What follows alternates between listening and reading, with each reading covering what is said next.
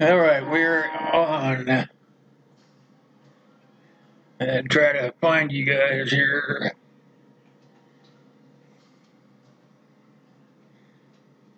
Get some of you in here. I will explain everything to you. Try to find where I'm at. Come on, refresh.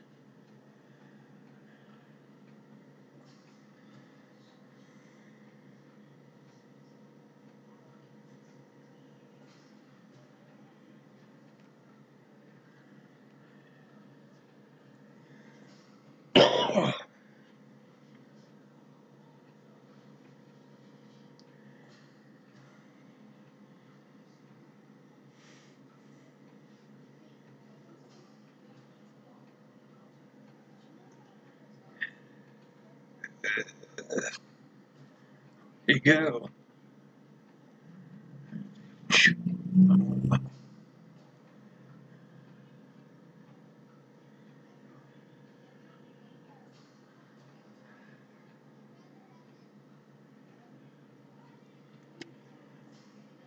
All right.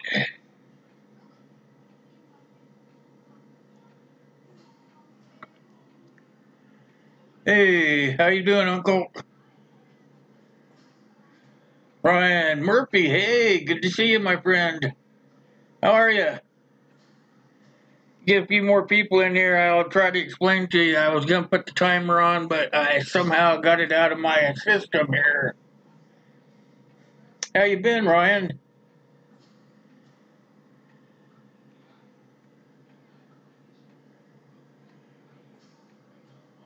Try to get it out here where I can see you guys. There we go.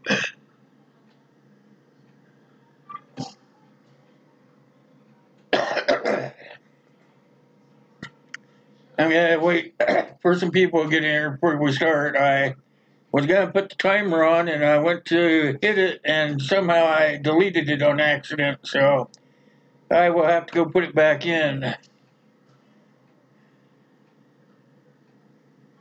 Flood insurance. Yeah, no kidding. I don't need it here where I'm at. On the other side of the state, they do. They're still having a hard time over there. I'm not going to have it up there tonight, Ryan. I'm going to do a narration more like.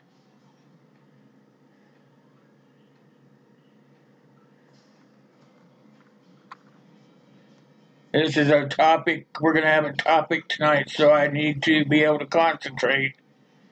How you been? Where you landed at tonight?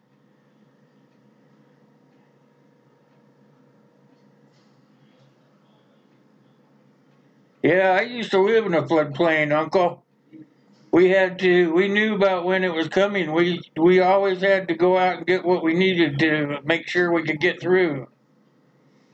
Sort of what caused me to start packing it in.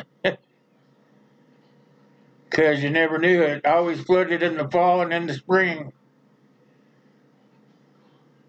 Oh, you're going to California from Nevada? Well, you're not in the floodplain then. You will be when you get to California, huh? All right, you have a good night too, Ryan. I'm glad you popped in, buddy. I've been thinking about you. Oh, the last flood washed away your house? Bummer. I've seen a couple of those go down the river for sure.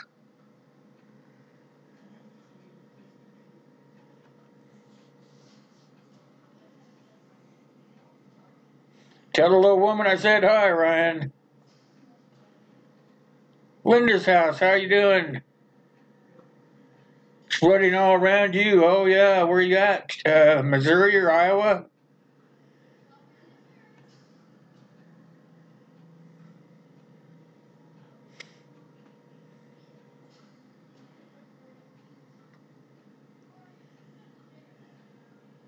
It was your second house too? Yeah. Bummer. Bad time of year. That's why I thought we'd talk about flooding. spring and the fall usually about when it starts, but with all the flooding going on right now, I thought it would be a good topic to talk about.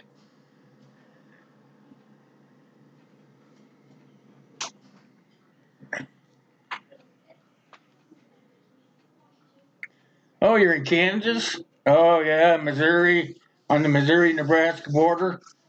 Yeah, I live in Nebraska, Linda. I live in western Nebraska.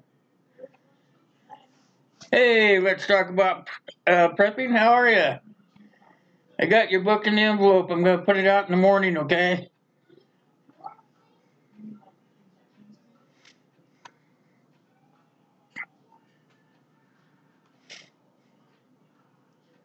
How are you tonight, LTAP?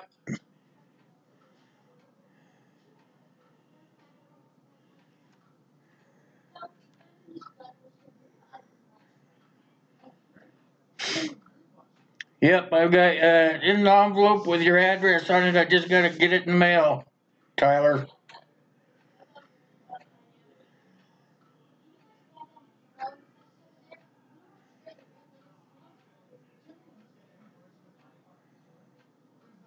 Oh, you got to do a barbecue? Right on.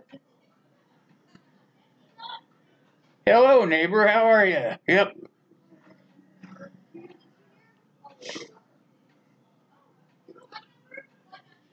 I'm doing pretty good. Thanks for asking. Appreciate that.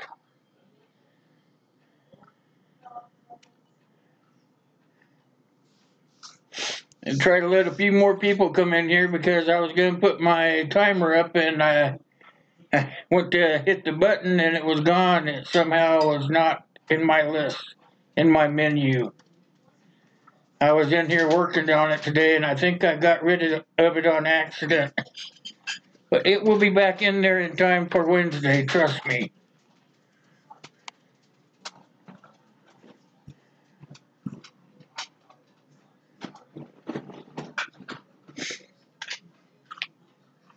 How's the weather for you, Uncle, over there? Is it still raining?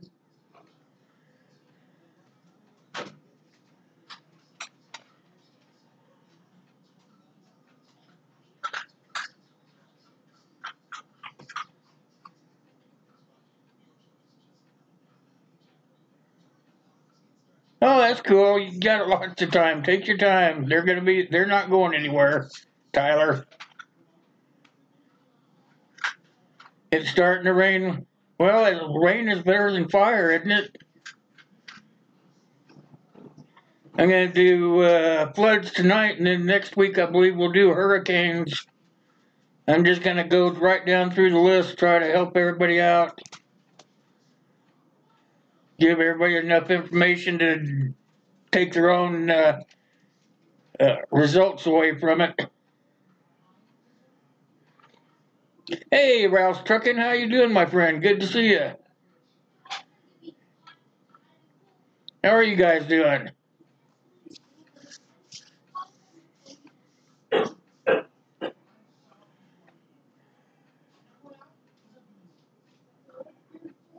You're about 30 miles away from the flooding? Yeah. It's like I was telling Uncle Al is I used to live in a floodplain as well. Hey, Matt, how you doing? So I know all about that flooding. Some of the slides I have are from where I lived in the Washington where it flooded.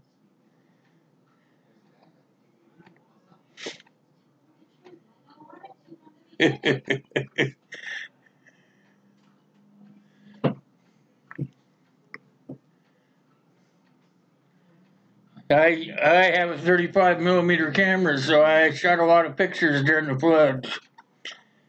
I used to live right in the middle of a floodplain.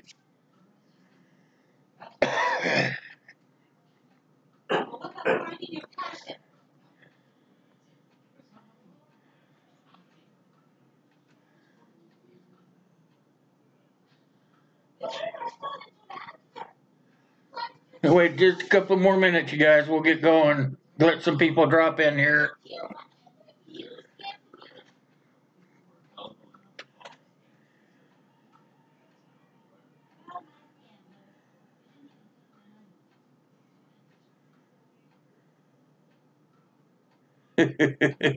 I'll tell you what, any kind of acts of God or disasters, anything like that is good for prepping for sure.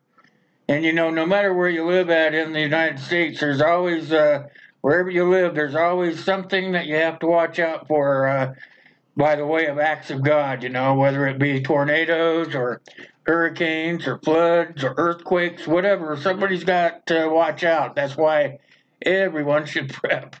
That's my opinion, anyway.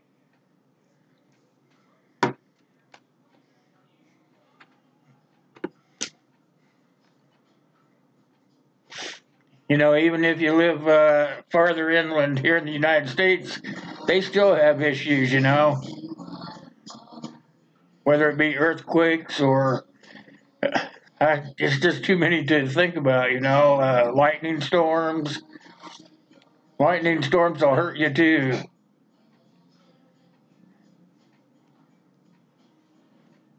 Yep, I saw that video, Uncle Al. You got the list going pretty good there.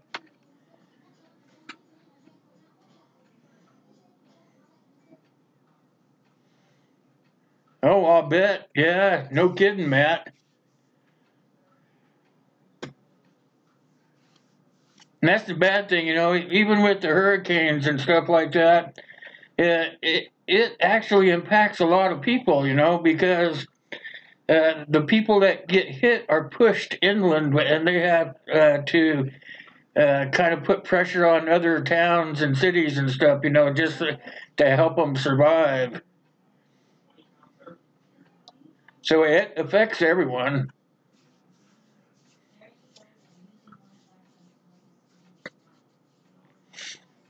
Oh yeah, try just turning your power off and living for a few days without it, and you find out just how much you appreciate it.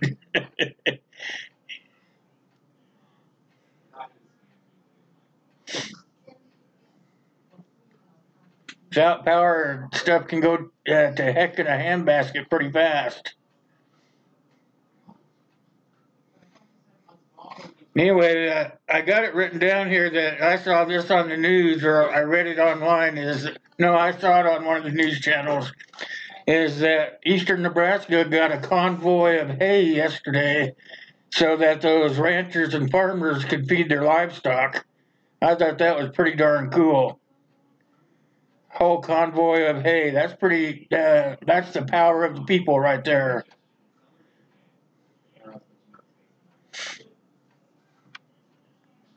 They said there was hay trucks as far as you could see coming down the road. Now that's where everybody pulls together. Hey, look who dropped in. Hey, Chris, how you doing, my brother? How are you this fine evening?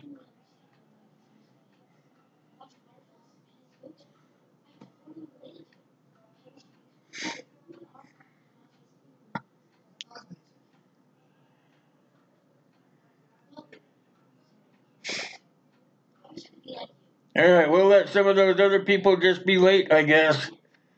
We're going to talk about how to prepare for a flood tonight, and I'm going to start off with that. I don't know if you guys know this or not, but excuse me, flooding is the most natural disaster in the United States. It can happen just about anywhere, not just in the floodplains, even. You know, you could have flash flooding even out in the desert, you know, so that's why they say it's the most natural disaster. And it can happen anywhere, and you have to be able to know what to do in case it were to happen so that you can survive. So, what flooding is an overflow of water onto land, and that is normally dry.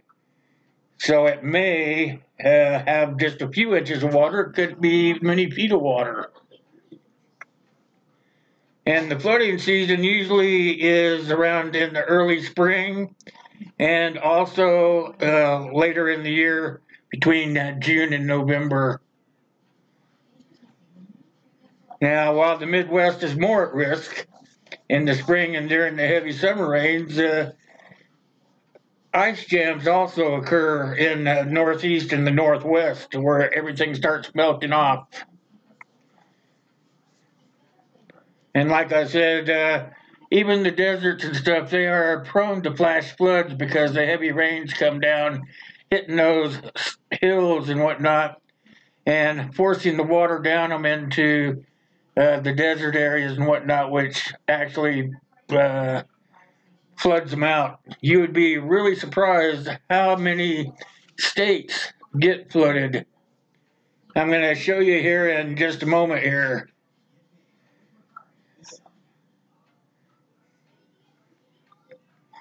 It's a known fact that rivers and lakes cannot contain an excessive amount of rain or melting snow, so that water has to go somewhere.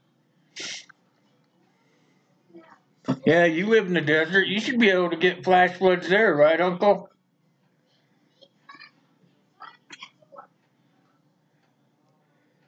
That's what causes it. Is it comes down so hard and so fast that the ground can't soak it up fast enough. So what happens is it starts flooding, and a lot of people think they can just outweight it. Like I was telling these guys earlier in here that I lived in a floodplain for several years, and it is not pretty. You just have to know when it's going to happen. A lot of people that live in those areas just know about when it's going to happen, and they keep an eye on the water flow. Like there was a river that ran alongside where we lived. I lived out in the country, but that river would overflow in the spring and in the fall. So that is sort of what makes you start saving stuff up, because when you can't get through the highway because it's flooded off, where you got to go? You better make sure you got plenty of gas and all the stuff that you need: food, water, and shelter, and clothing. Because tell you what, you're not going anywhere.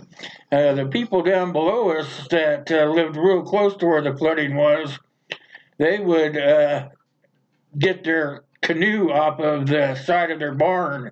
They would make trips back and forth and bring people that were off at their jobs and stuff. They would just go out there and get them off the other side and bring them to the other side of the road there. And then when their family members would just come and pick them up, they would have to leave their cars on the other side. So we know all about that stuff.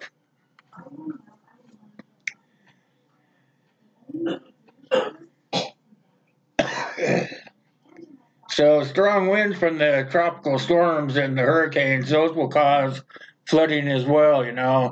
Uh, just look at, well, for instance, what Matt said, Sandy, Hurricane Sandy, even that, it pushed all that water inland. How are you doing, Corsair?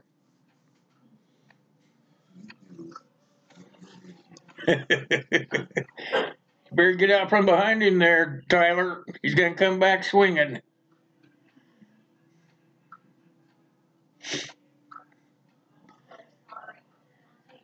Yep, I've seen that happen too, Uncle. Like I said, I didn't live in the city in Washington. I lived out just at the foot of a pass, huge mountains. When that water comes out of those mountains, it comes out pretty darn fast.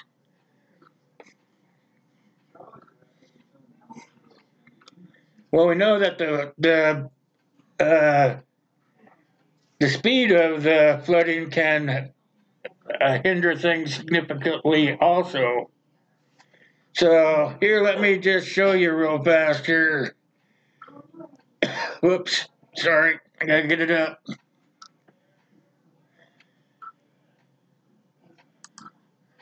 There is that map I was telling you guys. This map here is several years old, but I'm sure that the floodplains and whatnot from this is probably changed because of the way the climates are and whatnot. So, but this is a map that I found, and FEMA put it out, so I just grabbed it. And that shows all of the places that are prone to flooding, and it actually shows you the numbering and stuff like that of the well, I can't see the map very well because it's small on my computer, but It has that legend there. I'm sure you guys can see it pretty good.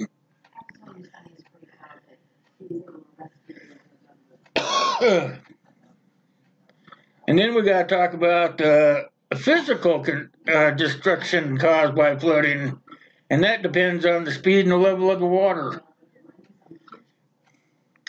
terrain, the soil conditions, and some of the environment. Buildings and roads and bridges, they all are going to be affected.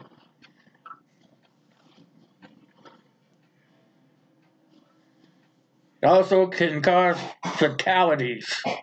That's because of the people that refuse to go when they should. They sit there and they try to outweight the water. Well, if it's a really bad flood, or they, like I said, pressure coming down a mountain or whatever, could increase the water flow, and then they're just doomed. For example, look at this one right here. These are conditions you don't want people to be in those houses. They may have thought that they were going to wait it out, but in all actuality, they couldn't do it, But there are people out there that will try to wait it out.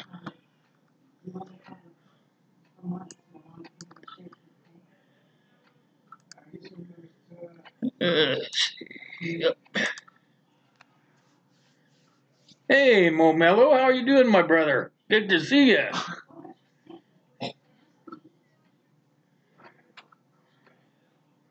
Transportation routes and power lines and gas and all these underground services, they're going to be affected as well.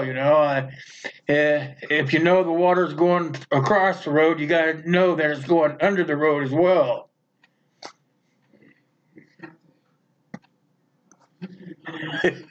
In the Hamptons, yeah.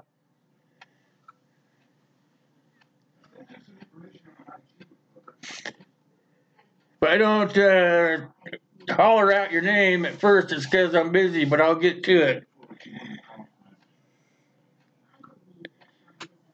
Also, it affects transportation routes.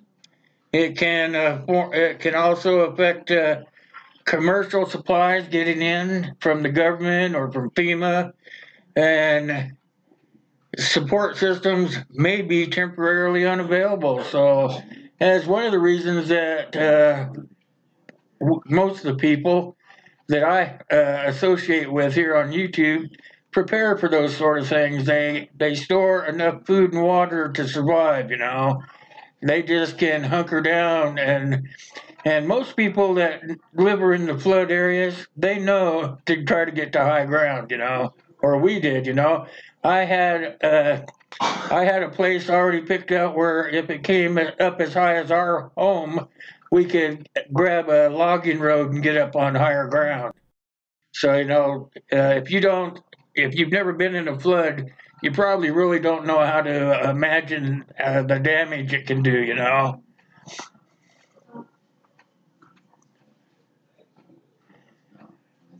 Katrina is another good one to choose from. Yep.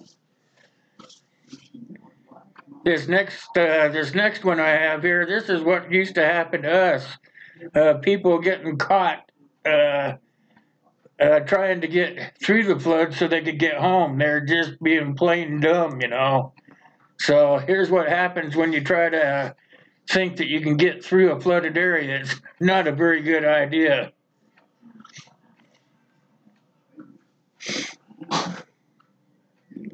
Drinking water and supplies are going to be kind of hard to get to you if you're flooded in. So that's very important.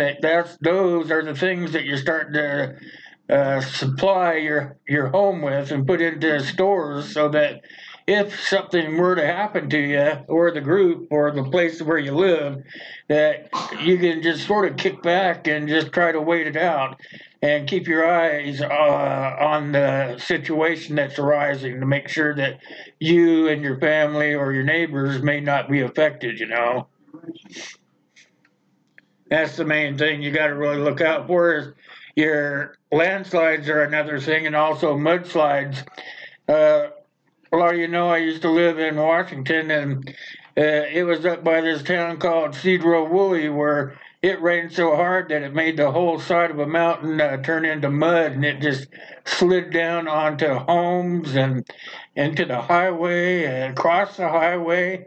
It came down with such force because it was a side of a mountain that it actually took the houses out as it came down. It tore the road completely out from under its base, you know. It was terrible. They were in there for weeks looking for people, for survivors. I mean, uh, these things are just terrible. I have seen so much of it that I thought this would be a good topic to start on because it just hit so close to home.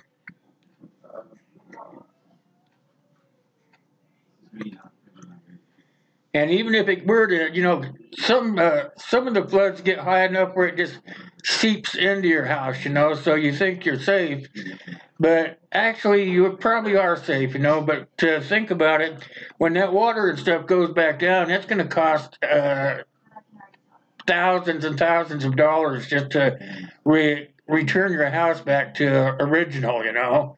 And some of those folks up in Washington I'm talking about, they didn't have flood insurance because they didn't think they needed it. You know, they didn't live in a floodplain or anything like that. You know, they never even thought about it.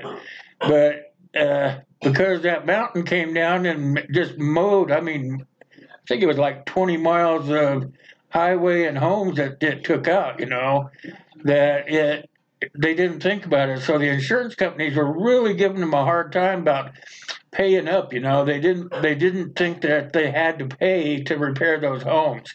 You know, people pay into those insurance premiums, most of them for years and years, and they never have to really use it. You know, but when they want it, the insurance companies, they don't want you to get it back. You know, that's kind of not right in my book. But you know, eventually the state of Washington put enough pressure on the insurance companies that they did start paying out.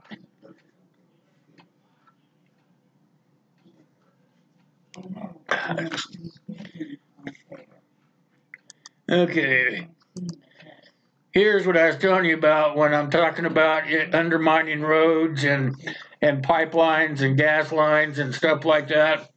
That's just how dangerous that floodwaters can be.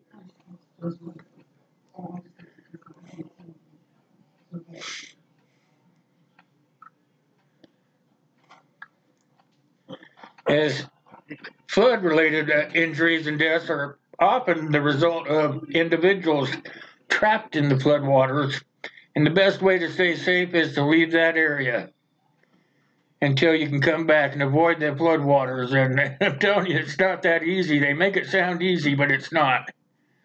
Heritage Farms, how are you doing tonight? Glad to see you dropped in.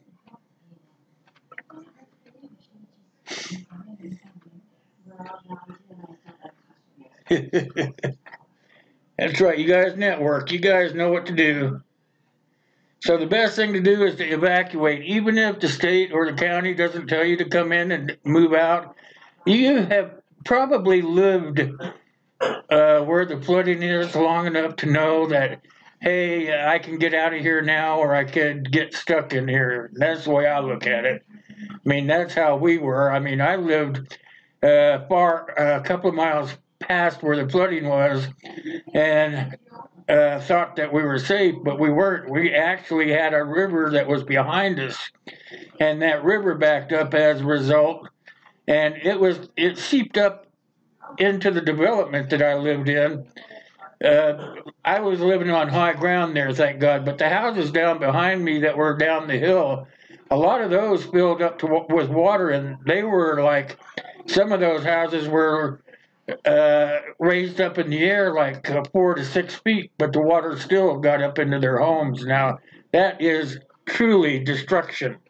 So the best thing to do is, if you know you live in an area that floods and it starts flooding, the best thing for you to do is to get the heck out. That's where it comes into knowing your situational awareness. Matt will tell you that situational awareness is important no matter what is going on, you know, whether it be an SHTF. Floods are SHTF.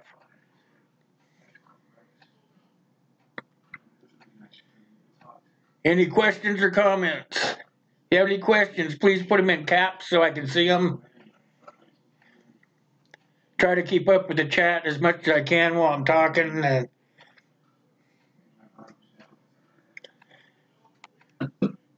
The biggest, I think the biggest thing that you have to watch out for when the floodwaters are flowing down around where you're at and stuff, Kentucky Survival, how are you doing? Is the debris. And think about the debris. Those floodwaters are moving so fast, it's undermining trees and brush, and all that stuff has to go somewhere. I mean, I've seen logs as big as houses come down the river and go through a house just in an instant, you know, because the water's moving so darn fast. If you have never seen any of this stuff, you guys are probably very lucky individuals. But I myself have seen all these things, and I know that it is not a pretty picture, and those people are displaced. I mean, so that's what I'm talking about, you know. If they have nowhere to go, they have to go to family's house or friend's house or something like that, and that pushes them inland or into city areas that are not prepared to accept those kind of that many people at one time. You know, it's the whole area that the floods are happening in are being impacted in one way or another.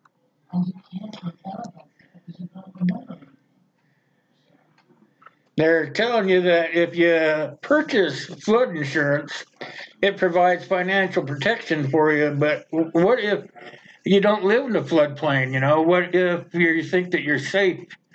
You're safe from floods, so you don't get it.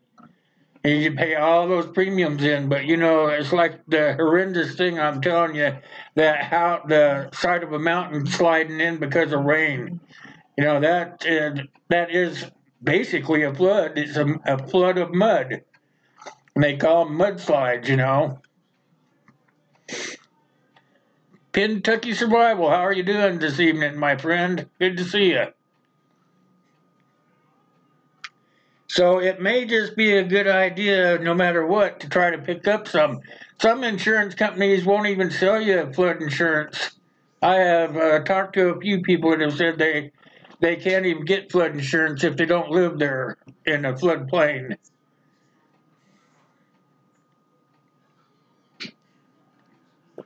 Yeah, drink. Sorry, guys.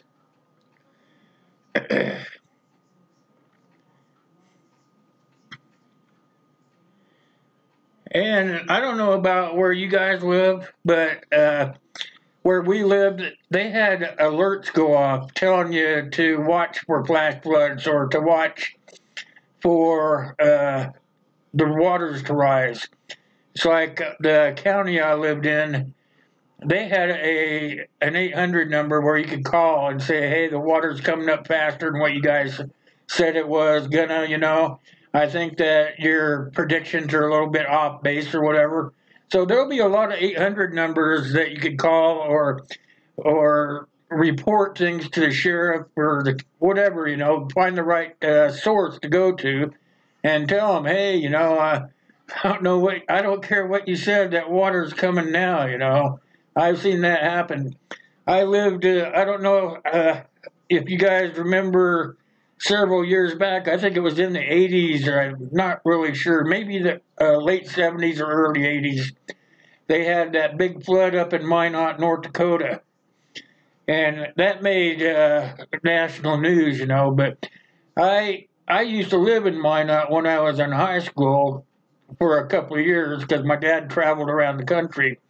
But you know what? When they flooded there, I went from where I lived there to help them fill sandbags and put everything in place to try to help everybody from the devastation that was happening there. I saw the pictures and everything on TV, but when you got there and were actually there to help, it was way worse than anything that anybody had ever reported.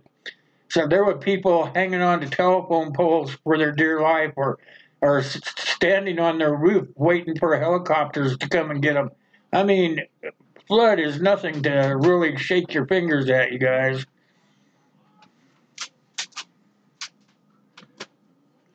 Another good thing to have is probably a flood watch. And that's basically what I was just talking about to you guys. About most people in your neighborhood and everything, they will keep an eye on things. They take care of themselves, their family, and their neighbors. So the flood watch is probably one of the best things. And NOAA, the weather radio thing, they'll usually have some sort of uh, imagery on TV or something letting you know where everything's at. But if it's happening faster than what they say, then what's going to happen is they need those people to call in and let them know. I thought you were going to bed, Ryan. Oh, that wasn't Ryan that came in. Sorry about that, guys.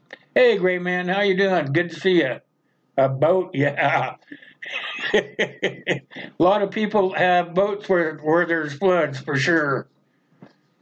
I was just telling these guys a few minutes ago, Gray Man, about where I used to live in the floodplain.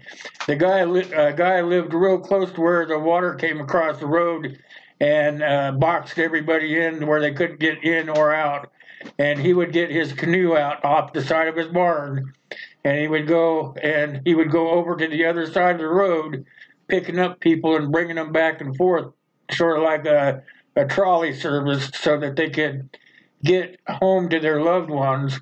They'd leave their cars on one side, get boated across the other side, and then one of the wives or a kid or something would come down and pick them up and take them home. So boats would be really good. And a lot of people that live in floodplains have boats. You know that.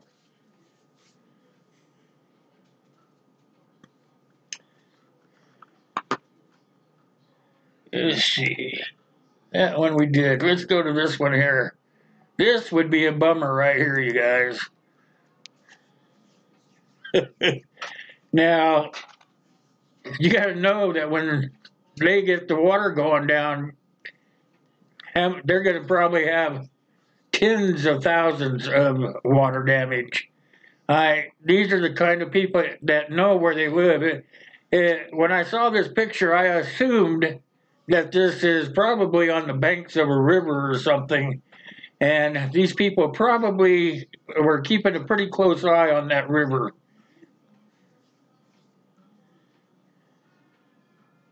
All right, cool. That's cool, Gray Man. So these images are just something to kind of get everybody to see what could happen. Anything can happen, and you just don't know, and especially if you live in the floodplain. But what about the people that don't live in the floodplain? They don't understand that if they live close to a floodplain, it will impact them as well, because it will drive the flood victims into their areas, and then they'll have temporary tent cities, or they'll have people trying to take people into their homes to help them out. Excuse me.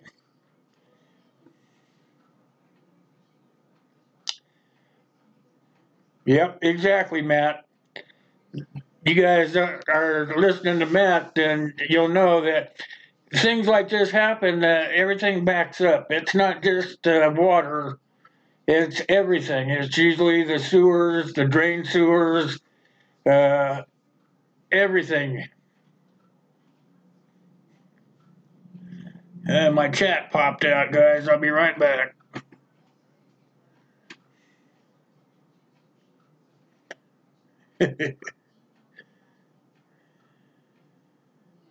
Here we go.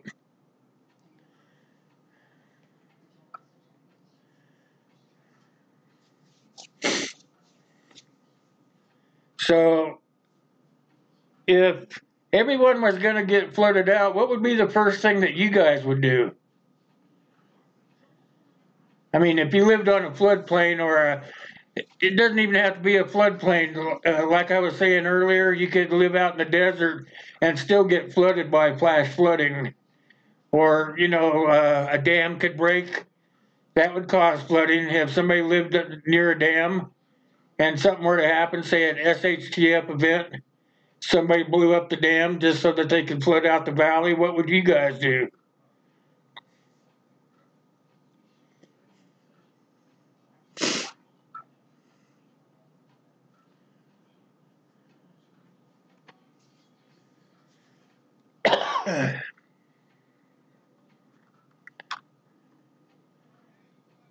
Oh man, I imagine. I have never been in a flood that did that yet, Matt. I was always used common sense and got the heck out of the way. But a lot of people don't do that, and that's another thing. If they stay in there and all that stuff starts happening, the storm sewers and sewage system starts backing up into the floodwaters. They don't know. That's the farthest thing from the victims' minds is worried about what's backing up into the water. They're too busy trying to save what they have or to pull together as a community to help the other ones out. So the easiest thing to do about flooding is to get to higher ground. Have your backup plan. Remember, we went through this a week or so ago, is always have a plan and then have a backup plan. Because you never know if the backup plan is not going to work. You got to have a backup plan for the backup plan. Then you have to have that plan all written out. Because when things happen, people tend to forget what the plan is. They're too busy with stress and all that good stuff. So if you have it written out, then you're going to be able to follow through with your plans.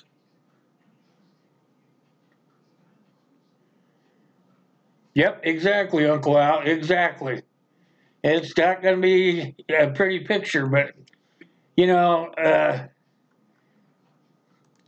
during that storm in my mind is mush. Practice, exactly, Kentucky. Just like that last hurricane, and hurricanes are what we're going to cover next week. So put your thinking caps on for that one too. I'll have another presentation. I figured that we're in the time of year that everything that could happen probably will, and that we should probably try to talk about it so we can get the word out to people all over the United States and even in other countries, because they have the same issues we have. They just probably have a different way about going about them. I haven't been into too many other countries that have that issue. So when I was in the military, I was in a pretty high and dry place. So hey, Thomas, how you doing? Good to see you. I'm glad you dropped by. Hey, Kyle. Did I say hi to you already? If I didn't, hi. Rats. Yeah, rats would be terrible. They carry some pretty tough diseases, huh, guys?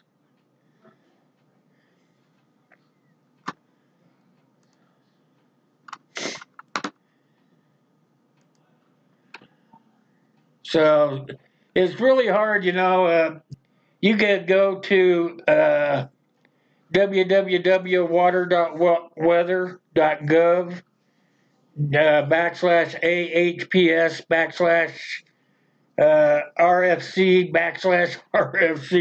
RFC.php, and that'll give you all kinds of information and also tell you what you can do. You could run the papers off yourself, and you could use those as a guide, but that doesn't mean that you don't make a plan.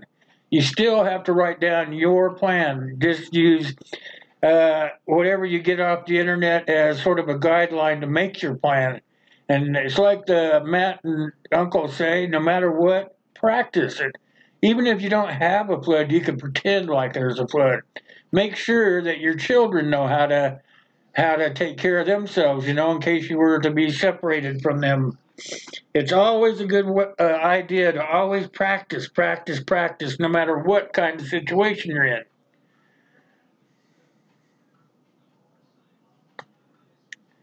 Snowstorms, yeah. Snowstorms are a disaster for sure. If the danger is going to be significant, you need to have local authorities may issue an evacuation warning. This is what we've been talking about before we got to this point. And if they're telling you to get the heck out of Dodge, trust me, there's a reason for it. Hey, okay, how you doing? Zach and Brenda, good to see you. Welcome.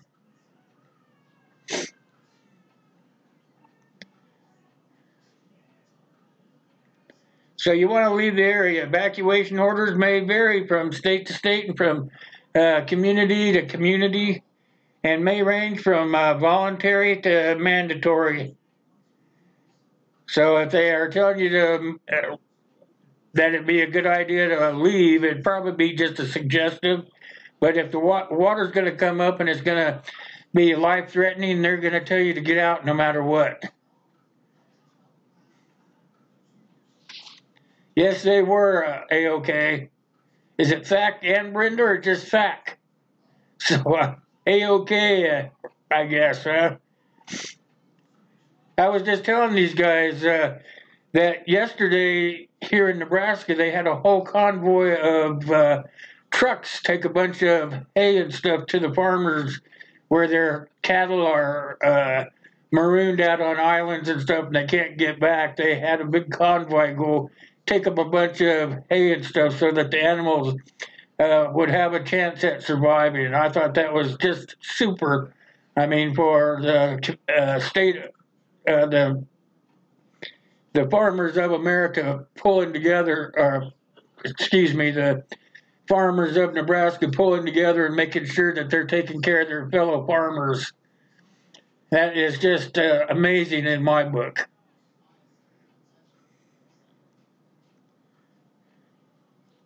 So protecting yourself today means having sources of information.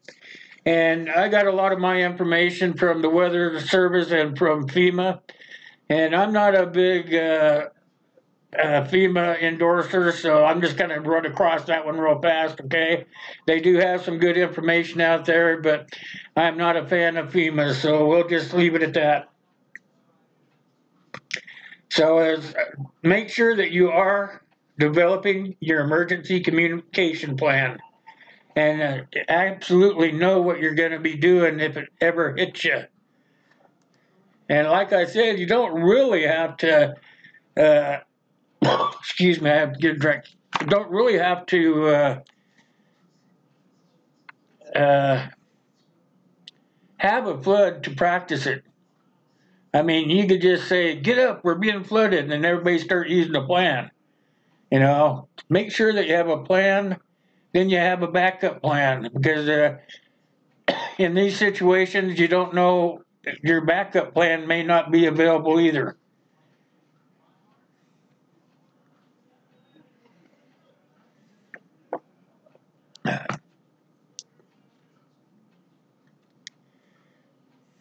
Know your flood risk in your area. Got to know what's going on in your area. Learn where you live. Learn where you work. Learn the areas that you travel through. Like I said, you could end up, let me find that other slide. You could end up with a situation like this one right here just by going back and forth to work. Because maybe you don't live in a flood area, but maybe you drive through one.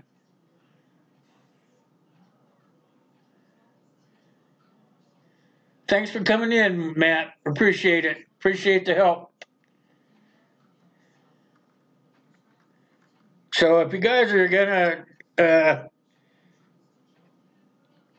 be traveling and you don't think you're in a floodplain, you may be traveling through one. If you travel along a river, the the river could be overflowing and you might have to find an alternate way to get out.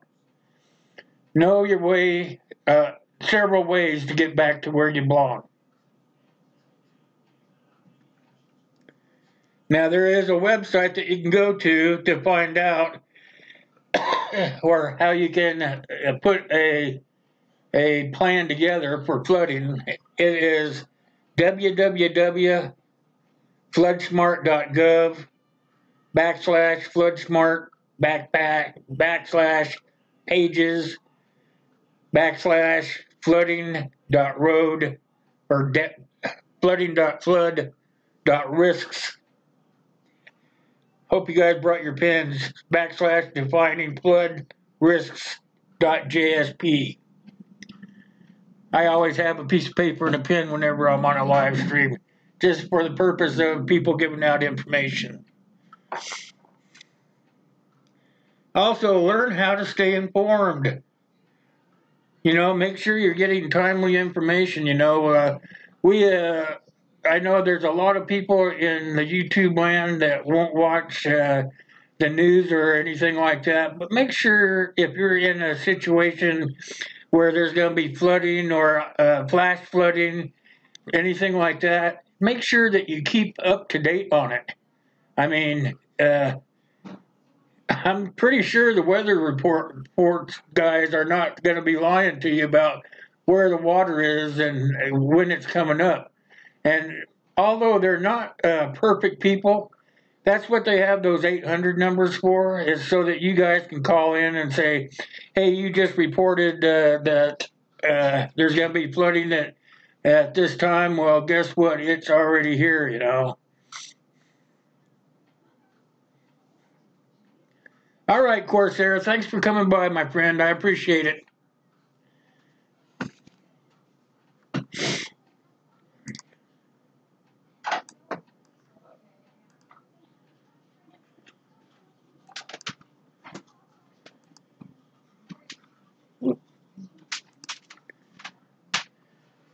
Go to the next slide.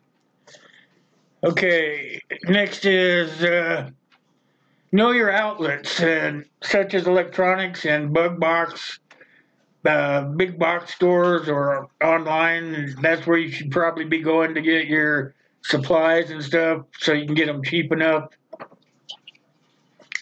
And make sure you're getting maybe some walkie-talkies or something. Maybe you and your family would get separated down the road or whatnot. Maybe you'd want to go and make sure that they're okay, you know, or because cell phones aren't always going to be available. You may have left your cell phone at home. Maybe you're in an area where the cell phone won't get out. Always have a backup plan for your communications. There's another link for that, but I'm not going to give that one to you. You can find these links pretty much over there at the FEMA website if you want to find some more information on it. Also, the United States Forest Service, you can go to their website. Those guys will also give you plenty of information because they know what's going on with acts of God like flooding and stuff like this, how you can prepare for it. Hey, Patches, how you doing? Good to see you. I haven't seen you for a while, I don't think. How is it in Virginia? Hey, Green Street, how you doing, my friend? Good to see you as well.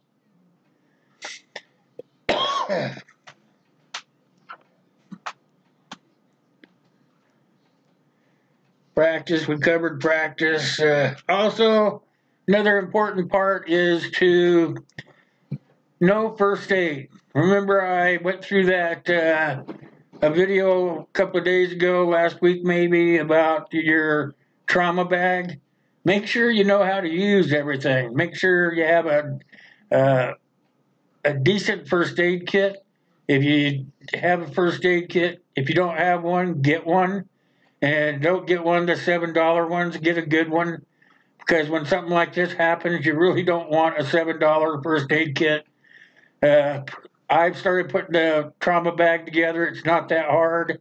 You just get a little bit at a time and throw it in there, and before you know it, you've got what you need. So knowing first aid and knowing and having the stuff to use is going to be real valuable until the first responders can get there and stuff like that. And the first responders may not even be able to get there.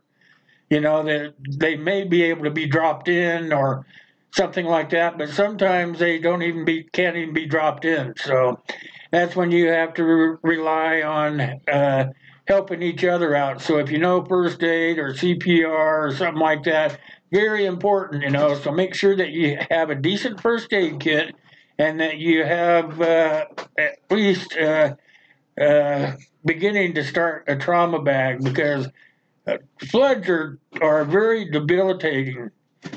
You would think that some people are just good enough to get the heck out of the way, but then there's the diehards that won't go no matter what. They're going to stand their ground, I guess would be the best way to put that.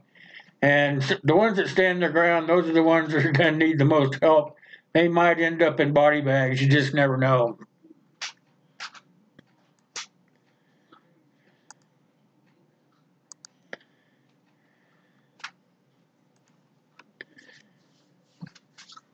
Any questions? Any concerns? Take a short break here for me. If you guys have anything to add or anything, go ahead. I'm going to take a drink break.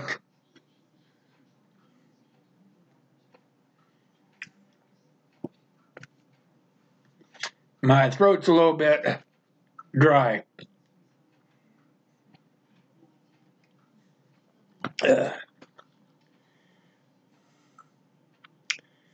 don't know if you guys know this, but each year more than 3 million people gain the skills they need to prepare for and respond to emergencies.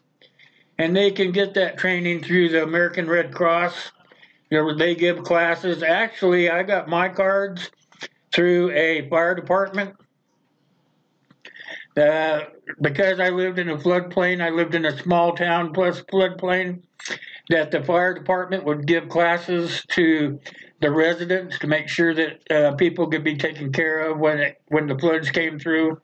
So it's not always just going to be the Red Cross. Sometimes fire departments or police officers or whatever, they'll give classes to help people get their cards so that it will make their lives a lot easier when and if it's dealt with.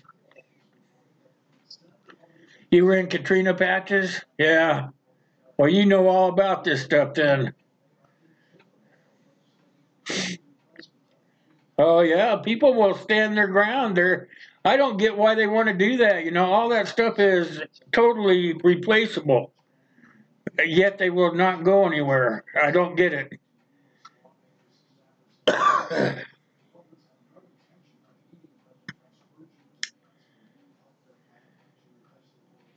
There's also another thing out there. It's called the Community Emergency Response Team, or a CERT, and there's a program that expands emergency response networks, and it provides training in the basics. It will teach you how to respond to skills and community members, and it basically trains and educates individuals about disaster preparedness. So if you were to look up how to get a CERT, you would probably be able to go to FEMA.gov and look that research up. So what I'm going to tell you is you don't really want to. I won't talk about FEMA too much, you guys. I've already explained myself about that. So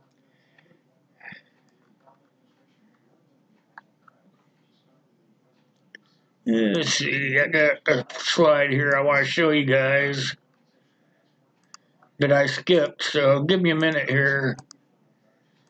I didn't want to get to it yet. I thought I had them in order. Right there it is. Sorry about that.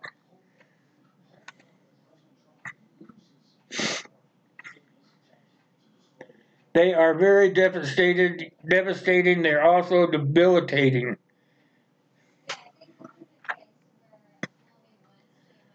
So you want to be able to store your supplies so that you can grab them quickly. That'd be something like a Bob or something like that. Make sure you have, and we talk about this all the time. You guys have heard me talk about it more than once, about having your Bob either in your car or by the door that you go out, and have one for each person in the house so that everybody can carry something. And that's what they're talking about, is they want to make sure that you have your supplies handy enough that you can grab and go quickly.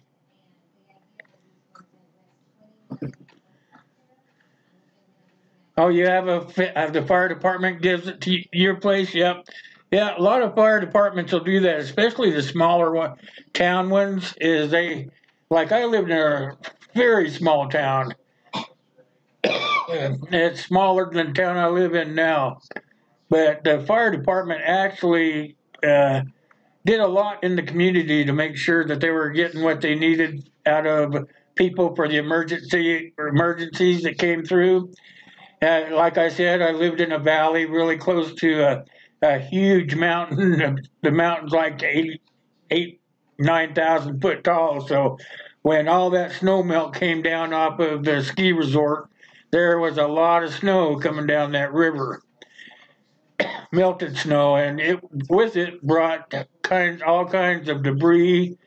It would tear out large trees. It would take huge fir trees and uproot them, and everything would come down the river. I've seen houses just wiped out by a huge tree, you know. So that's why they're telling you to make sure that you're ready to get up and go. So here's the slide I want to bring up next for you guys, and it's called the 5 Ps of Evacuation.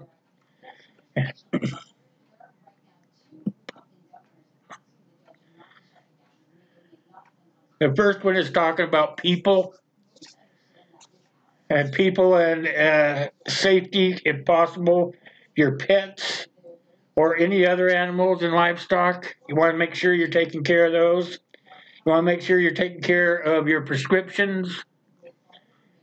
Oh yeah, while I got it up on the screen, you may want to grab that link, you guys. And then you might make sure that you have your ICE card. Remember, I always talk about that ICE card in case of emergency. I about beat you guys to death with that because I have one that's going to hopefully save somebody a lot of heartaches if we have a tough time around here. So you want to make sure your prescriptions and your dosages and your medicines and your medical equipment, any of your batteries or your power cords or your eyeglasses and hearing aids, you want to make sure all that stuff is ready just to grab and go. You could put, just open the top of your bug out bag and leave it there so that if you had to get up and go, you could just swoop it up, put it in there, and take off. Because floods don't wait for nobody. They just go, go, go. Oh, that's a good idea, Patches. Yep. Flotation devices. You could get those floaties, you guys. You can actually get a blow up life vest now. You could just roll it up and stuff it in there, and if you needed to, you could get to it. That way, you could get even a can of compressed air, and you could just fill it up that way, you know. Another thing is the papers. You want to make sure that you're grabbing the important papers and documents, any hard copies or electronic copies like zip drives and stuff like that. And make sure that you're putting all that stuff in a nice, safe, dry place like your bug out bag.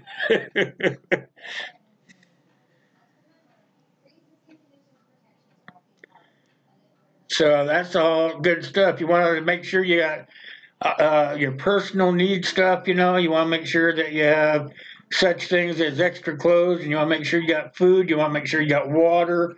Make sure you got your first aid kit, and mainly you want to make sure you have money. Hey, Jason, how you doing? Good to see you, friend. Glad you dropped in, Jason. make sure you got the cash, make sure you got your phones, make sure you got the chargers. You know, I have several phone chargers, so I have one in my bag already, you know.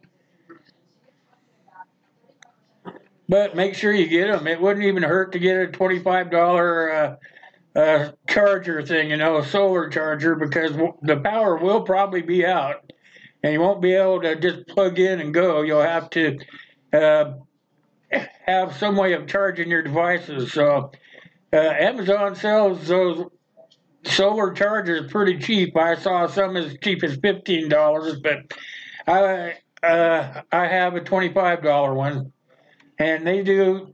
It just depends on how much the storage is on them, how much they cost.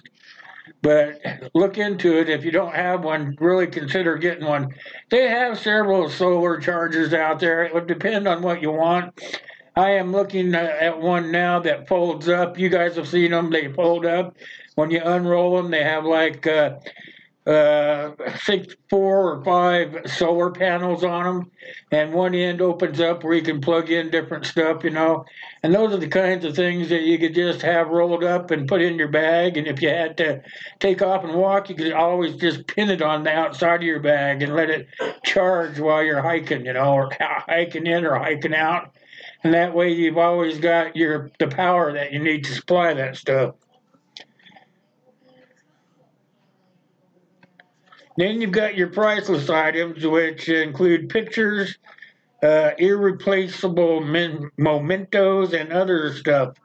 And I wouldn't be taking that stuff with me. I would be hoping that it would be covered underneath my homeowner's policy, because I don't want that in my backpack. I want to have everything in my backpack that I need to survive with. You know, I want to make sure that we can get stop overnight if we have to, you know. Make sure you got your little jet stove in there and stuff like that, you know, because you may need to camp out or whatever. You just never know about these things, you know. You may have to get to higher ground. Higher ground may not be inhabited, but it would be a good way you could get up there and pitch a tent or something and try to wait out first responders or people that are going to attempt to come and get people in and out, you know. So you may want to think about something like that there. But as far as the mementos and stuff, those things are all going to be replaceable. I would more or less make sure that I'm taking out stuff that I'm going to need to help me or my family get through the situation that we're in right now. Yeah, bug in may not be an option. We covered that patches about voluntary and mandatory evacuations. Some of them, they'll just pick you up and take you if you won't go. You know, I've seen that happen. Hey, Keith, how you doing, my friend? Good to see you, brother. How are you feeling?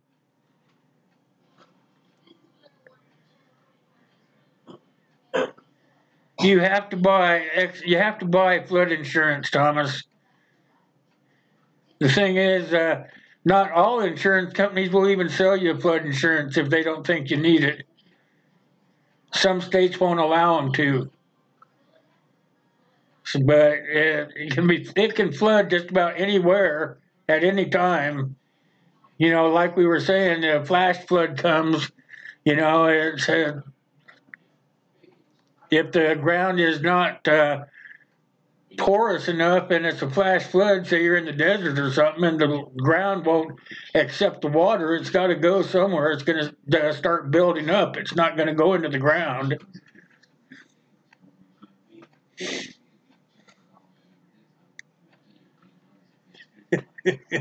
Did you get rid of it then? Did you get rid of your cold or whatever it was you had, Keith?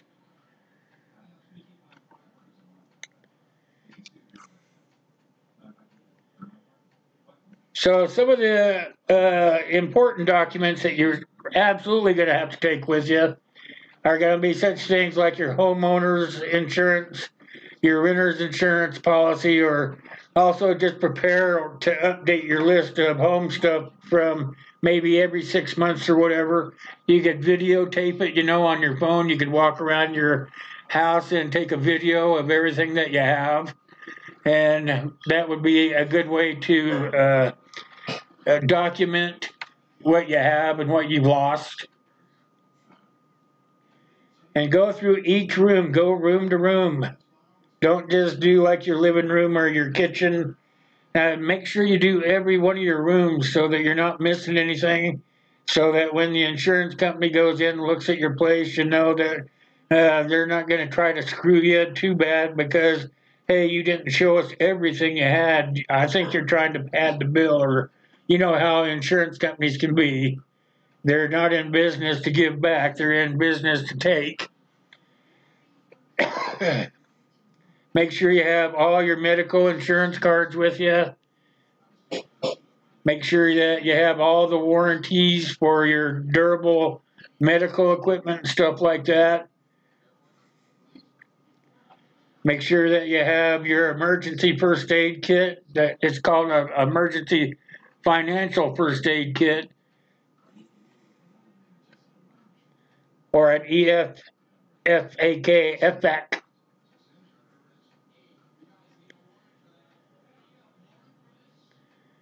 All this stuff, you can get information for all this stuff I'm telling you about at FEMA.gov. Just go look around.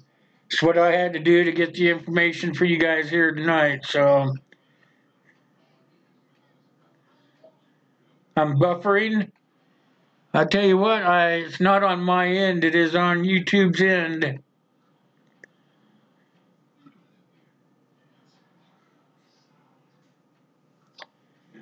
Let me see what I got going, Keith.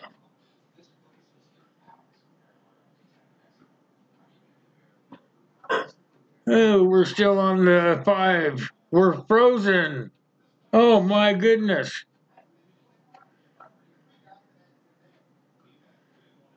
Thanks, Keith.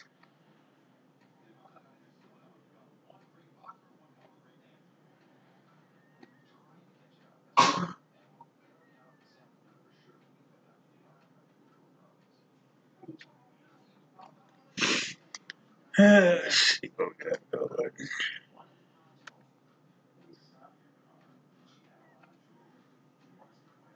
Is it rehooked yet? I'm doing fine on my end.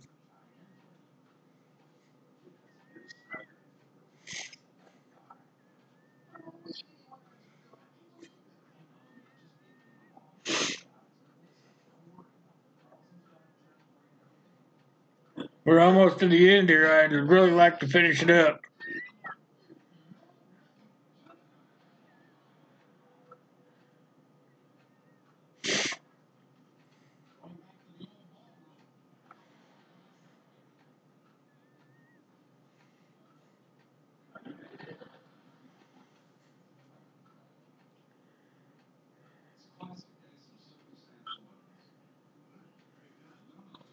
Yeah, I see what you're talking about. I still have the right one up there.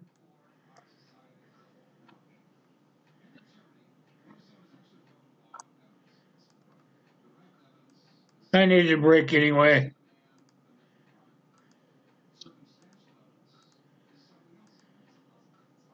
Here, let's put that one back up there. If that's part of the devastation that can go on, there is a fresh show window up there for you guys. There you go. I don't know how many of you have ever seen that happen before, but I have seen it happen more than once.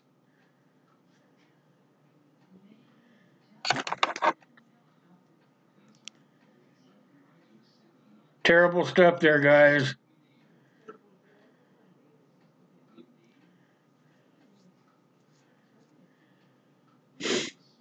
Is that better for you there, Keith?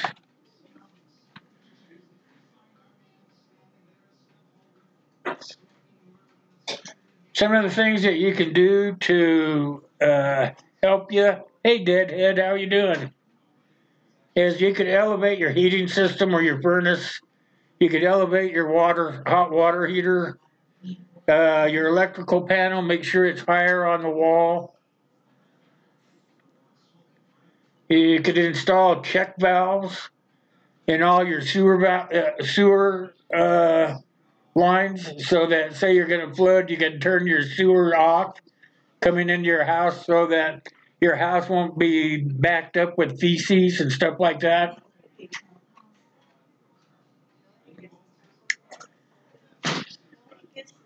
These are things that you want to make sure that you're taking care of, especially if you live in the floodplain. But even if you don't, it would not be a bad idea, because you just never know if the weather changes. If you've noticed, every year the weather changes somewhere, and changes somewhere from coast to coast, or even in other countries. It's the weather is constantly changing year to year. So what you have now, when you build your home or buy your home or whatever, you could just put those check valves in. And that way, farther down the road, because you're going to probably live in your house for 30 years, because that's what most mortgages run on, then if the weather were to change, then you would be covered, because, hey, now I live in a floodplain, but guess what? 20 years ago, I put in those check valves. So these are all things that you may want to consider when you buy a home or have one built, have the plumber put one in. Also, waterproof your basement. If you have a basement on your house, make sure you go along and you waterproof all the walls, any of the seams. They have several sealants out there. It goes on just with a roller. So all you would have to do is just roll it on, and then use a brush around the bottom where the seams are, and maybe at the top where the seams are going into the framework of your house. That way, any water that is saturating the ground will not be able to seep into your basement and start filling it up. Like, I have a drain in my basement right in the floor, because I live in an older home. If it were to, our streets flood here, we get very little rain, but when it comes down, it's in torrents, and storm drains back up. Well, when the storm drains back up, the water starts wanting to come up through that drain in the basement. So what we do is we go down there, and I take towels and I stuff them down in the hole. I take the grate thing off, and I stuff these towels down in the hole. And then I screw that plate back on to kind of hold everything in there. And that kind of keeps the water from coming up. So if you've got a drain in your floor, that could be a possibility for you. Or maybe you could find a rubber plug or something that you could just stick in there and bang in there with a hammer or something. But I just use towels to stuff down in there. It takes a couple of them, 2, 3 of them, and then put that plate back on. And I haven't had any problems whatsoever. So, hey, David, I saw you come in when I was talking. How are you this evening? Good to see you. Glad you stopped by. Also, I saw, let's see, John. How are you doing tonight, John?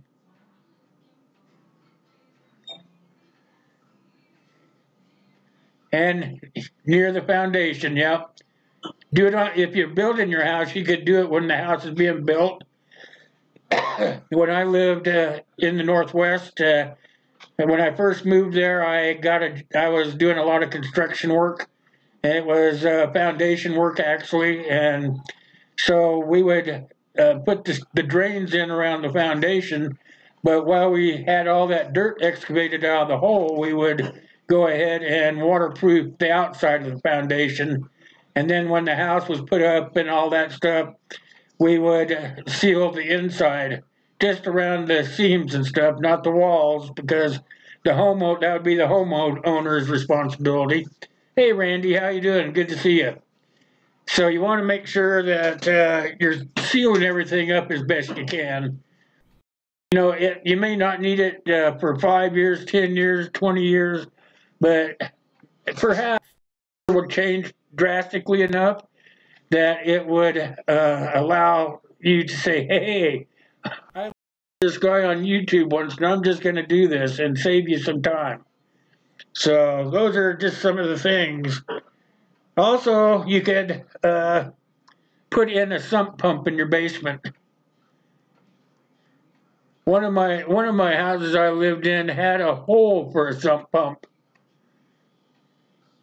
The house I lived in Washington that I was buying, it had it didn't have a regular basement, but it had like an area where you could get to the hot water heater and all that stuff. So when it got real wet, water would collect down there. So what I did was I went and bought a sump pump, and I just had the hose going up and out the crawl space hole so I could get the water out. But you may be able to, and I've seen it done, take the sump pump and just run it back out through your floor drain too. That would work, you know.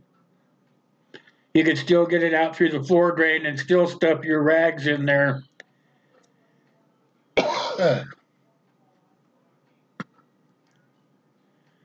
And so if you do live in a flood-prone area, make sure you're stockpiling emergency materials like plywood or plastic sheeting, some lumber and some nails, and shoot, a lot of stuff. Just make sure that you're got the pry bar and your shovels and your hammers and all that stuff, so that you can board up your house before you have to leave. And if you put plastic up before you put the plywood up, like on the windows and stuff, kind of seals that plywood so the water can't get through there as fast. How are you doing, CR? Good to see you, my friend. Bent, hey, how are you doing, my friend? Good to see you for sure.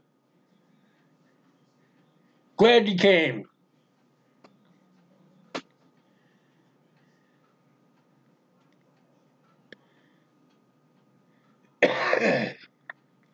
If you do live in a floodplain and you didn't know it when you bought the house, another option that you would have is you could go ahead and live there, and remember, you start talking to your neighbors or whatever you have, you know, friends, and they say, hey, you know what? You bought your house in a floodplain.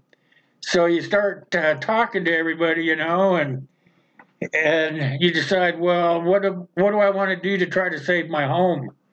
So another thing that you could do is you could elevate your house. That would be a lot cheaper than losing everything that you've got.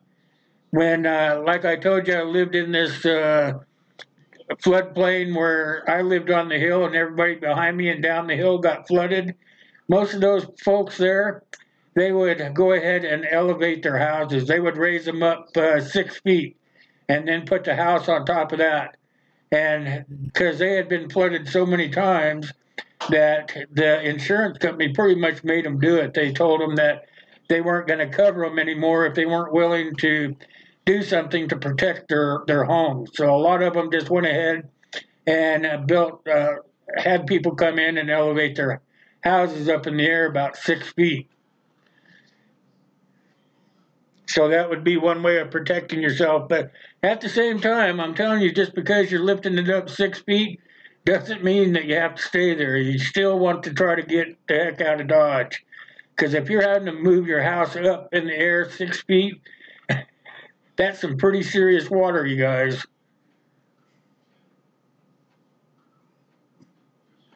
And another thing is always keep your drains and your gutters clean. You know, for a lot of people won't even get on their roof to take the leaves out of the gutter. You know, I hated to get up there and do it, but you know what? I did it, and it saves you a lot of time. You know, I had all my drains that went around my house. I had them buried underground, but coming off the downspouts, I had not perforated, corrugated pipe, and I would hook it right onto where it came off of the gutter, and then I would run the pipe out where it was going downhill, not back towards the house. But that was the good old days when I worked construction and I could just bring a backhoe home from work and dig a ditch and lay everything out. So that's basically what I did. Was I took the backhoe home, I hooked up everything to corrugated pipe, and I ran it out the back of my house and down the hill, so that it would daylight out the side of the hill and just run downhill instead of back towards the house.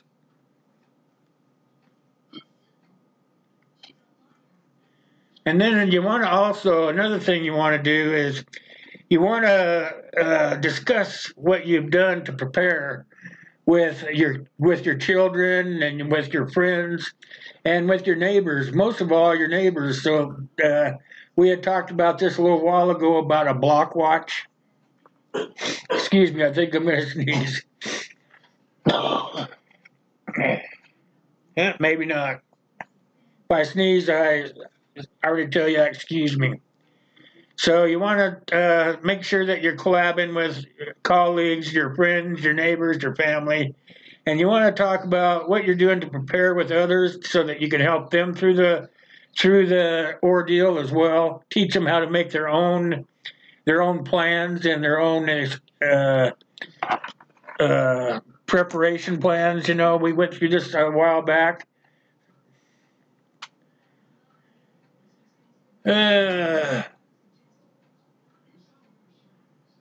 Yeah, read here. Bent says it feels kind of biblical with all the stuff happening in the world. That's right, it is.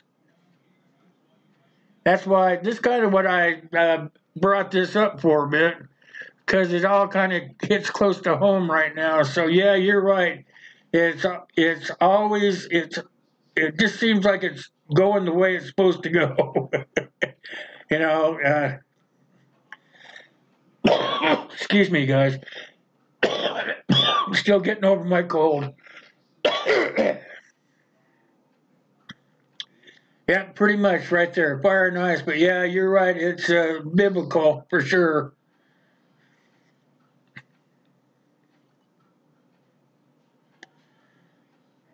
No drought this year. Right on. So far. Maybe you should say so far.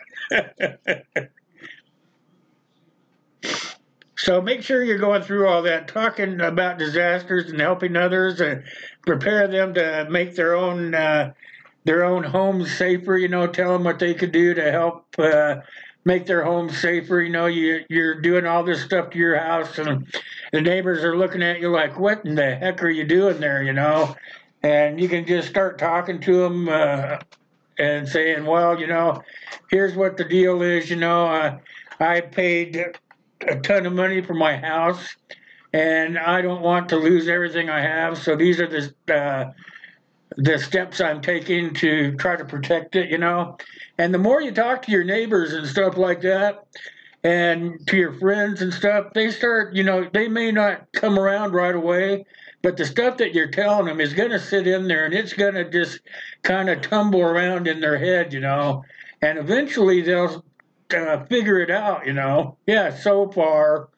And so if you tell them enough things enough times, they'll start thinking it through, and they'll keep seeing you doing the things that you're doing around your home to make your home safer and whatnot. And eventually, they might just catch on. You just never know. I I had several of my friends do the same thing for me. You know, they would ask me what I was doing. You know, I'd be out there putting all these drain pipes in and stuff. You know, and I just told them, you know, I said I'd rather do it now before it happens than for it to go ahead and happen and then I have not done it. You know, you don't if it's not an emergency when you're doing it, then you don't have to hurry about getting it done. You can do a little bit here and a little bit there, and then it's not going to be the expense that it would be if all of a sudden you're going, man, there's a flood coming, you know. They're saying it's going to be here in a week, you know, and you're trying to hurry around and get all your stuff done. That's where it comes down to having your plan put together, know your situational awareness, and have your plan written down, not know it in your head, say, oh, I already got it figured out, have it memorized. But I'm going to tell you, if something happens, all that knowledge that you stored up there probably going to go out the back door because you're going to be worried about other things. So make sure that you're writing it down and you're having it, excuse me, in a safe place. Like I was telling you, some of you folks weren't here, but have your bug out bags by a door or in your car already. Not just one for you, but one for every family member, so that everyone has a little something that you guys are going to need in that bag. So, you know, the plan is very important to have it written down so that when all heck breaks loose, that you can just go to it and follow it because you've already taken the time, sit down and write it all out and to practice it. The big thing is to practice it, you know. Get up at 5 o'clock in the morning when your family's still sleeping. Say, holy heck, the sun's coming down, you know, or the rain's coming down, the water's coming up. Come on, we got to get out of here. Guess what? You know, that's a drill. You got to drill. Drill. Pretty soon it just starts, you know, it's like at school. Remember the fire drills at school?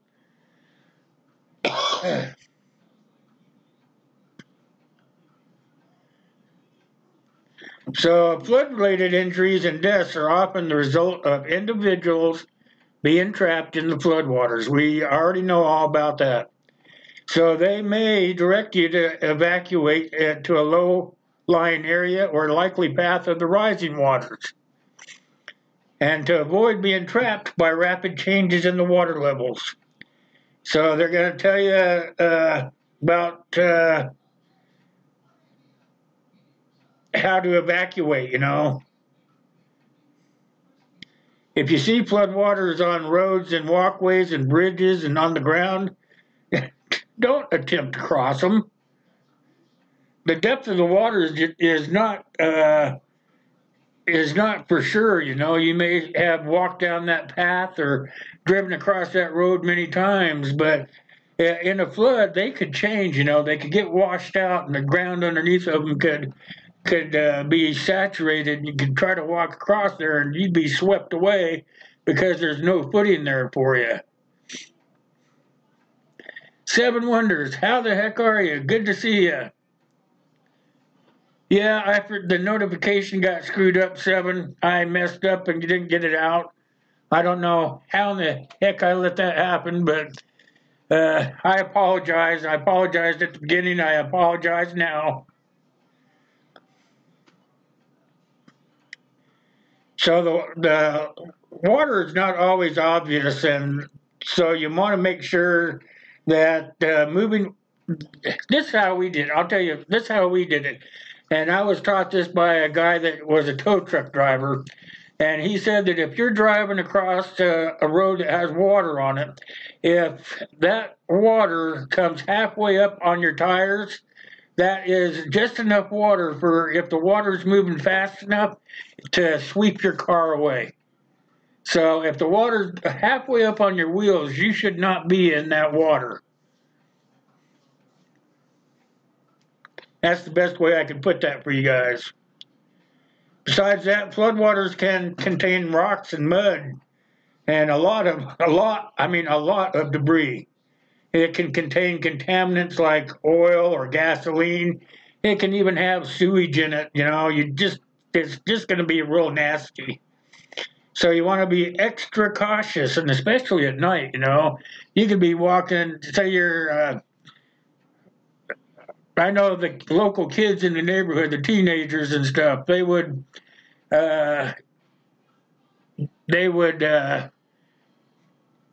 try to walk through the water, you know, but some of them would slip and fall. You know what that was from? It was from the oil that was leaking around, you know, out of the roads, from people's fuel bins and stuff like that. So you want to make sure that you're not got yourself in the water.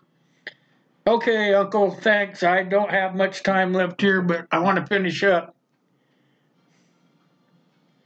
So if you're trapped in a building, go to the highest level of the building and avoid any of the lower areas.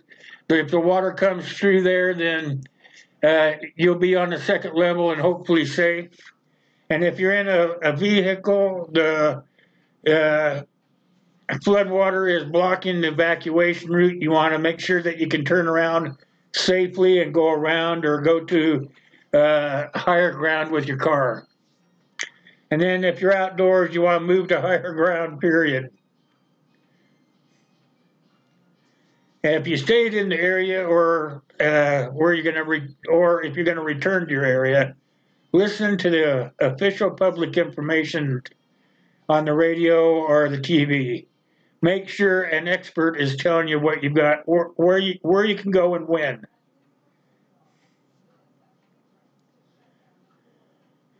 You may also want to go check on your home or whatever to see how bad it is. You still want to make sure that you're talking to an expert to make sure that it's safe to go where you want to go and check out your house. And whatever you do, do not touch any electrical equipment, no matter whether it's got water in it or not. You know, make sure that you don't get anywhere near the water and electronics or electricity. Lou, how you doing?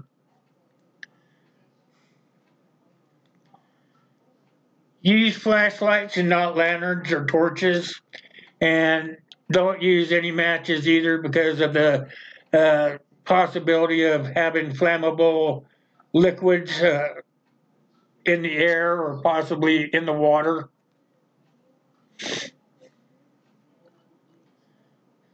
And always make sure that you turn off your gas. If you have gas in your home, make sure that it's turned off before you evacuate. Then you want to stay away from any moving water near rivers, streams, drainage systems, and coastal areas. You want to avoid wading in the floodwater because it might be contaminated. And like I said, do not drive in areas where the floodwater covers the road. It's like I said, the guy told me if your tires are halfway into the water, that's enough for the current to take it away.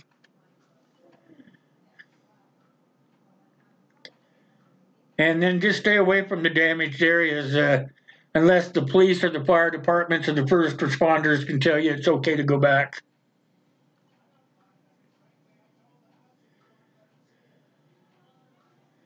And then listen for the news reports. Never go back thinking that the waters are going down where you're at and then trying to go back because you're just making it unsafe for yourself and possibly for others. Maybe the first responders or whatever could be in there and maybe you're being in the way of what they're trying to get done.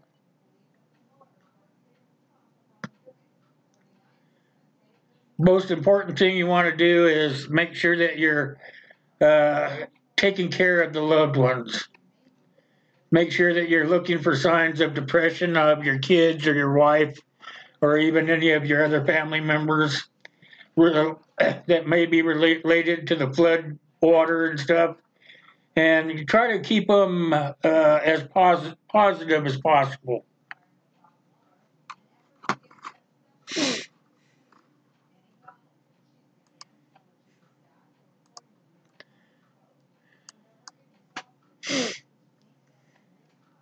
It's real easy to get frustrated in a flood, or even depressed. You know, you can't get out, you can't go visit friends. So make sure that you're making the effort to keep everybody that's in your group or your family uplifted. You know, doing nothing but making positive remarks or making sure that they're staying busy playing games or you know, keep your minds off of what's going on. That's very important, you know, because depression is physically and mentally draining you, you know. You don't want your family to be drained, or I wouldn't anyway. You want to make sure that you're staying positive.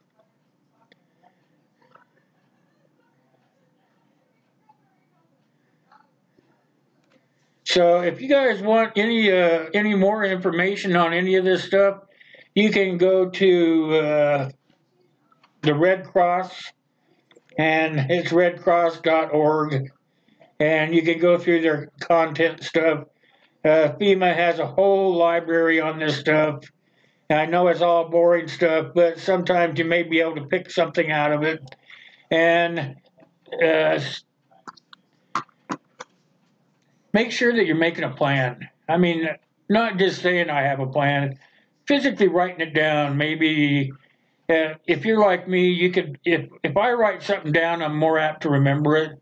So if you write it down, and then you roll it up and you put it in your backpack, or you put it in a safe place and where you can grab it real easily and put in your backpack. And make sure that you're having the drills with your family and friends.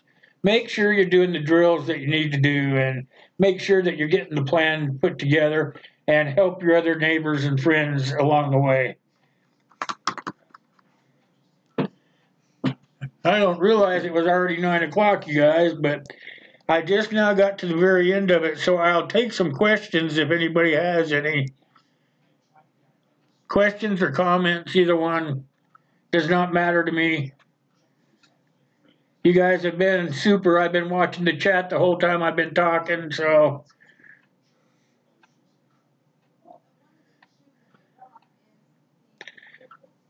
Did I say hi to you, Seven? Yeah, I did, I think. I just don't.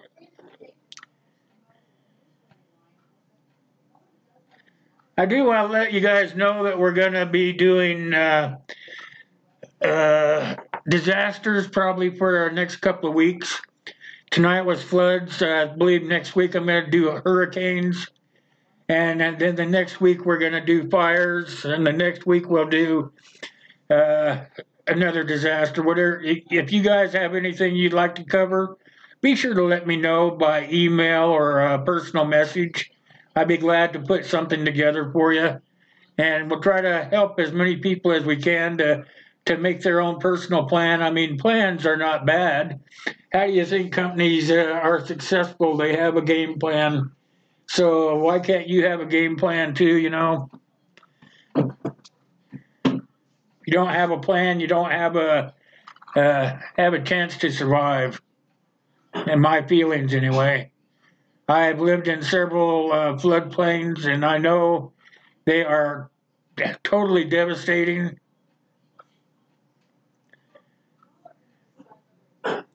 You lived in floods, now you're in hurricanes. You see, it doesn't matter where you're at in the United States or even abroad. I mean, everybody has something that happens in their area. And over the last few years, the weather changes have really mattered a lot. Like I lived in this state here 40, almost 50 years ago, I guess, 40-some years ago anyway. And when it snowed here, it snowed all the way as deep to your butt, And these days, we're lucky to get a couple of feet at a time. So things do change, and you want to make sure that if it's going to change for the worse where you are, you want to make sure that you're covered for it. That's where a plan comes together. And you could make basically one plan, and it could relate to several disasters. So it's not like you're going to spend your whole life talking or writing down for each incident that could come up, because some of the plan you have will cover several disasters, and if it won't, you can always ad-lib some of the stuff as you go through it. But that's the way it is. We have, especially in the times that we live in right now. I feel that the times that we live in right now is the best time to start putting your supplies away and making sure that you have enough of everything you need, food, water, and all that stuff, because even if a disaster doesn't get you, it doesn't hurt to plan ahead. I mean, we seriously live in some pretty dangerous times right now,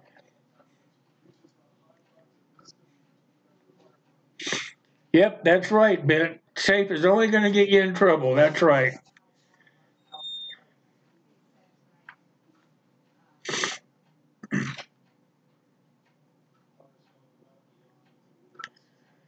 For sure.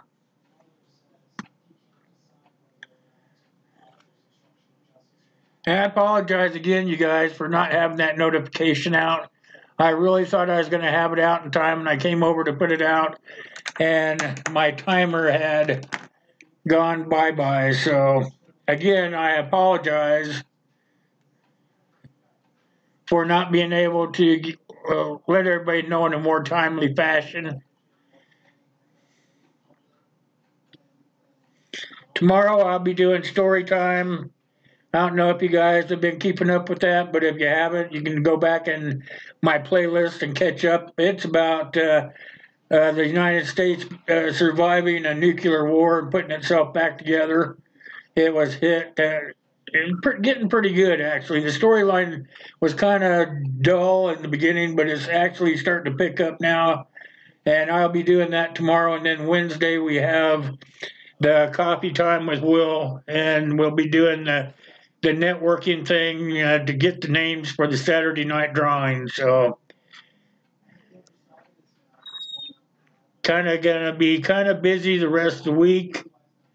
And then Saturday we're going to have another drawing. So remember, on Wednesday, bring a bunch of your friends so we can get over 50 people in there.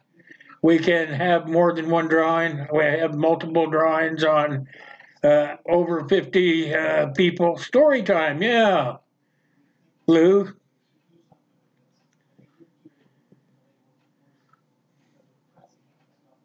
Hand puppets? No hand puppets, darn it. Hey, lovely Lisa, how are you doing? Good to see you. I didn't see you come in.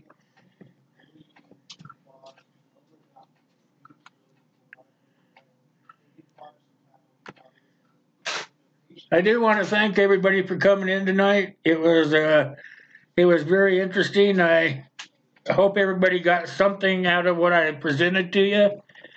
There was a lot of information there. But like I said, I got most of my information from the weather channel, weather.org, and FEMA. And I'm not going to say any more about the FEMA because I don't really care for those guys too much. I think they're kind of slackers right now. So.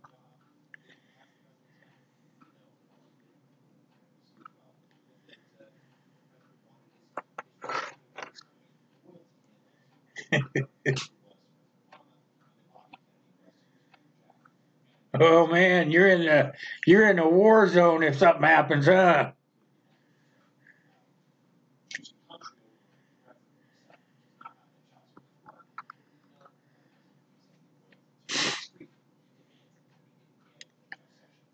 All right, you guys, I'm gonna head out. Do you guys have anything else for me before I do? Tornadoes, yeah, I have tornadoes here too, CR.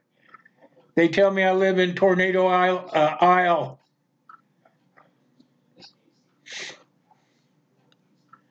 Although I haven't seen many for years, so.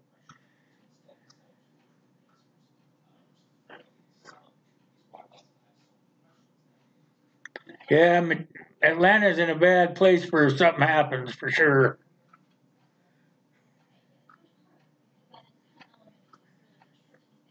That's right, Thomas. Everybody be safe out there. Remember, make the plan. Just sit down and write it down.